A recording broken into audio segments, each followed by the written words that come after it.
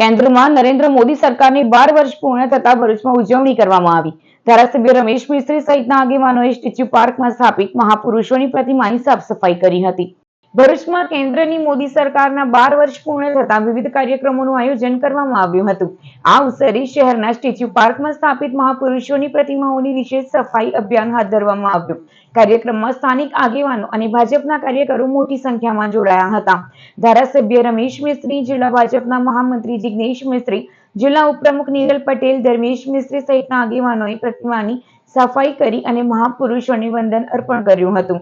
આ પ્રસંગે કાર્યકરોએ સ્વચ્છતા અને રાષ્ટ્રપ્રેમનો સંદેશ આપતા મહાપુરુષોના જીવન મૂલ્યોને યાદ કર્યા।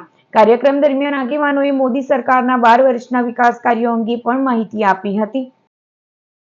અત્યાર સુધી દેશમાં સૌથી વધારે સમય સુધી એક સાથે જવાહરલાલ નહેરુનો રેકોર્ડ હતો 4398 દિવસ પ્રધાનમંત્રી તરીકે કામ કરવાનો। નરેન્દ્રભાઈ મોદીને આજે 4399 દિવસ થયા છે। એટલે સૌથી વધારે સમય દેશના પ્રધાનમંત્રી તરીકે એમણે એક પણ દિવસ રજા લીધા વિના, આરામ કર્યા વિના અવિરત વિકાસ, અને એના કારણે જનતાનો એમને સતત વિશ્વાસ પ્રાપ્ત થઈ રહ્યો છે। અને સરકારને મજબૂત કરીને જનકલ્યાણના અનેકવિધ કામો આ 12 વર્ષના સમયગાળામાં નરેન્દ્રભાઈ મોદીએ પીએમ તરીકે કર્યા છે।